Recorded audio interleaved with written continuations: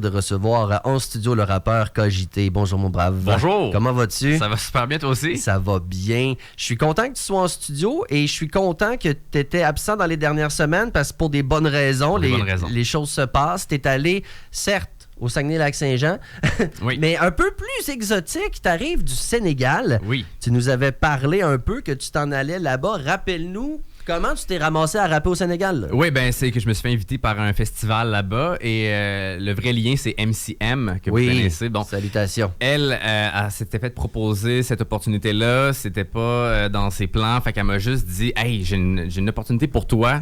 Je me suis fait inviter, mais je peux pas y aller. Tu veux-tu y aller, toi? » J'ai proposé ton nom. Tu sais, quand on m'a proposé ça, j'ai dit tout de suite, c'était KJT, faut qu'il aille nous représenter. Fait que moi, j'ai dit oui. C'est très flatteur, déjà. Très flatteur. Et donc, j'ai communiqué avec un rappeur qui organise le festival, MC Mo.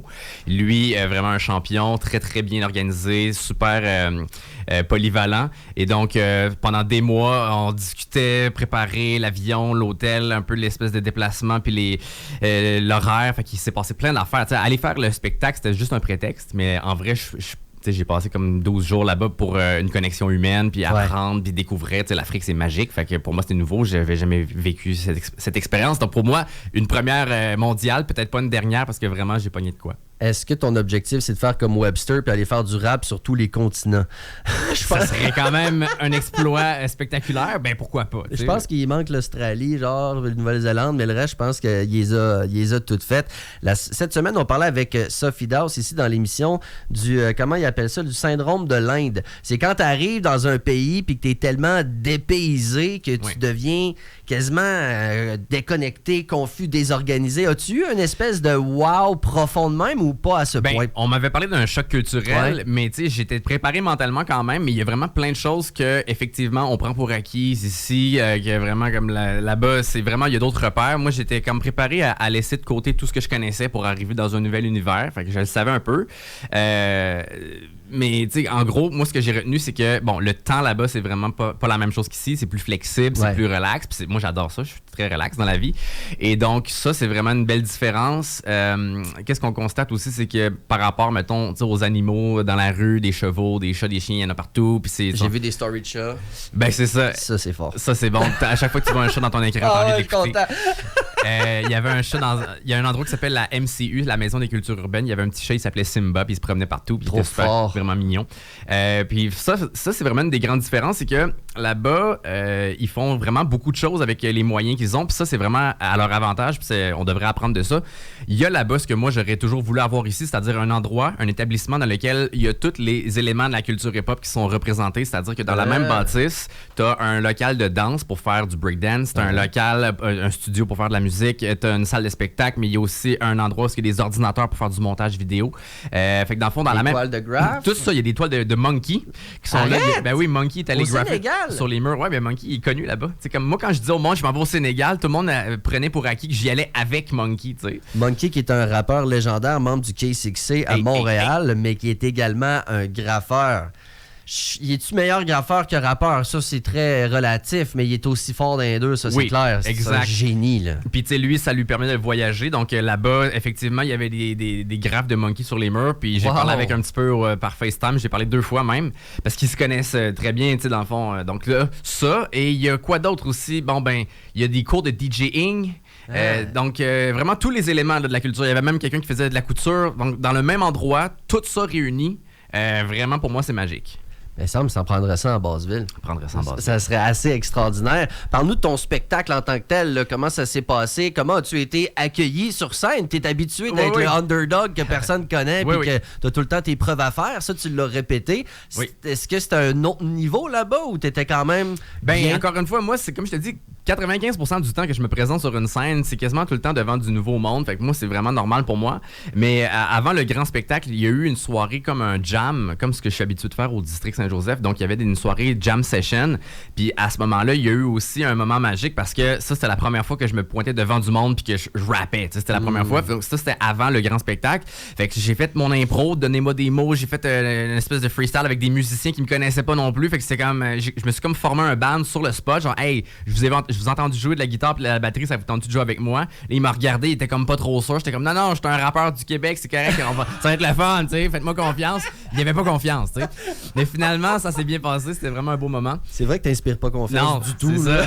Une chance que moi, j'ai confiance en moi, hein? Oui, ben tellement, puis tu dis ça. Moi, là, tu sais, je rappe un peu pour la blague, mais tu sais, je serais pétrifié de faire ce que tu fais. Tu sais, ça prend du guts, pareil, d'aller dans un autre pays carrément, puis de dire, hey, je m'en vais sur la scène, y a-tu du monde qui veulent? Ouais. Ça, c'est ta drive, ça, quasiment, toi. Ouais, ben c'est devenu comme une espèce de drogue parce que, tu sais, moi, j'étais pétrifié. C'est normal d'être face à l'inconnu puis de pas le savoir. Fait que, tu sais, dans le fond, ce qui est arrivé, c'est que je me suis tellement pratiqué à échapper le ballon qu'à un moment donné, ça me dérange moins d'échapper le ballon. Ouais, c'est ça. Tu sais que ça arrive, tu le ramasses puis tu continues. C'est ça.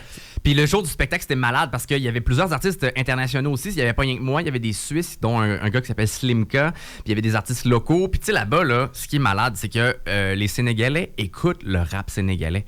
Fait que moi, je me suis ramassé en studio avec un gars. Il y avait genre 185 000 followers sur Instagram, mais ça paraissait pas. C'était juste un gars normal. On parlait avec. Puis après la discussion, j'étais allé checker ses statistiques. J'étais comme fait, what the fuck? Il est vraiment connu. Puis tu sais, c'est du monde qui sont vraiment, vraiment connus. C'est des méga vedettes, là, tu sais. Puis eux autres, ils consomment leur culture. Donc, le jour du spectacle, c'était malade. Il y avait plein de monde. Ça s'est passé vraiment tard le soir. Il y a eu... dans le fond, c'était à l'extérieur. C'était vraiment un festival, là, tu sais. Puis j'ai pris des images. Je vais faire un montage vidéo. Ça va me prendre du temps parce que j'ai beaucoup de stock. Donc, c'était vraiment un moment magique pour moi. J'ai fait mon dragon. J'ai fait des impros. Ouais. Donc, c'est vraiment ça. Fait que c'était comme ma carte de visite pour moi. Et j'ai connecté. Fait que comme je disais tantôt, le spectacle, c'était vraiment le prétexte pour y aller, mais j'ai passé vraiment comme 12 jours de connexion humaine. C'était vraiment incroyable. Ben, je suis très heureux pour toi que tu aies pu vivre ça, que tu aies pu représenter le rap québécois également outre-mer. Expérience absolument fantastique. Et ce que tu as fait à Dakar, au Sénégal, on va le refaire ce matin à Saint-Roch, Québec. Donc, une improvisation avec des mots imposés. Je suis allé avec la thématique d'Halloween. OK. Mais là, j'essayais d'y aller avec pas des trucs trop évidents, pas des trucs trop faciles non plus. OK? Donc, voici les 3 mots. Épouvante. Épouvante. OK. Épouvante. Friandise. Friandise. OK. Et la Toussaint. La Toussaint, c'est quoi? La Toussaint, c'est une fête? C'est une célébration catholique qui a lieu demain. Okay. Donc, c'est toujours le lendemain de l'Halloween et c'est la célébration de tous les saints. Okay. Donc, la Toussaint, l'équivalent catholique de l'Halloween. Épouvante, friandise et la Toussaint. On essaie. Est-ce que tu es prêt? Je suis prêt. C'est parti. KJT en direct des studios de CKIA 88.3.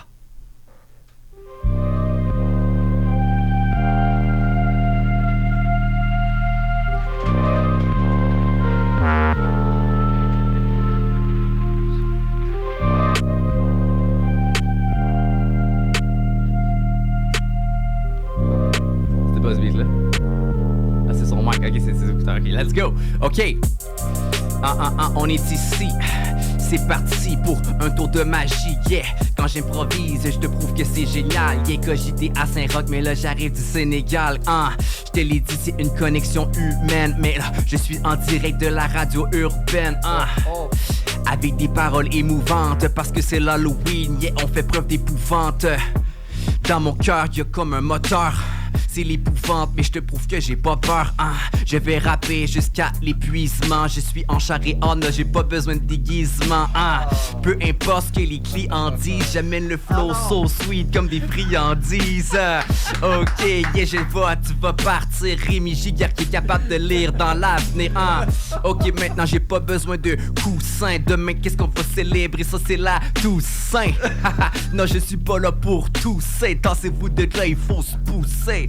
Comment je te l'ai dit, ça sort de ma tête, ça sort pas du bloc-notes. Savais-tu que dans Tassez-vous de là, ça parle Wolof? Ça c'est la langue qui parle au Sénégal. Encore une fois, je te le répète, en général, je vais me faire des nouveaux amis. Je suis parti pour faire un tour de magie.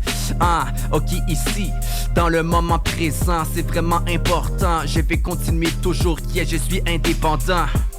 Hey yo, tu vois mon gars, on est en direct du 88.3.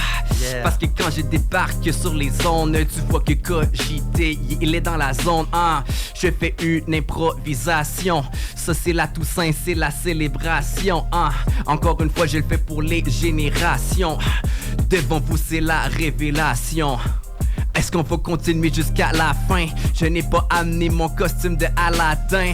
Encore une fois, je suis québécois, pas canadien. Tu pourrais remballer tout ton baratin. Yeah, sur les ondes, j'amène du bon son. J'amène des friandises, j'amène les bonbons. On m'a dit qu'il va rester 5 secondes pour te prouver encore une fois que je suis parti des grands de ce monde. Okay? Oh yeah! Cogité! Sur les ondes de CKIA 88.3. Félicitations, mon brave. Ça t'a très certainement servi d'aller faire un tour au Sénégal. Ça t'a permis de continuer ton excellent travail. Toujours le fun. Qu'est-ce qui t'attend ce soir, Halloween? Fais-tu un non, c'est ça. Je suis plutôt relax, là. En fait, hier, il y avait un party puis j'ai choqué. Fait que. Oh! Non, toi, tu te déguises à l'Halloween. Est-ce que tu as un costume de prévu puis tout ça? Non, j'ai espéré. Hier, je me suis déguisé bien malgré moi en joueur de l'Impact de Montréal. Mais ça, c'est une autre histoire. Non, moi, je m'en vais dans un chalet en fin de semaine. Pas d'enfants, pas de blonde, juste avec les frères et sœurs. Fait que non, je fête pas Halloween. As-tu un show qui s'en vient bientôt? Non, j'ai pas de spectacle à proposer officiellement, mais moi, je me pointe tout le temps au district le mardi pour garder mon skill, mes habiletés aiguisées. Fait que ça se peut que tu me croises dans les parages un de ces mardis au district. C'est pas mal ça. Merci beaucoup d'avoir pris le temps de venir en studio ce matin. On se revoit dans 2 semaines. Yes, promis. Salut, Cogité, 8h44.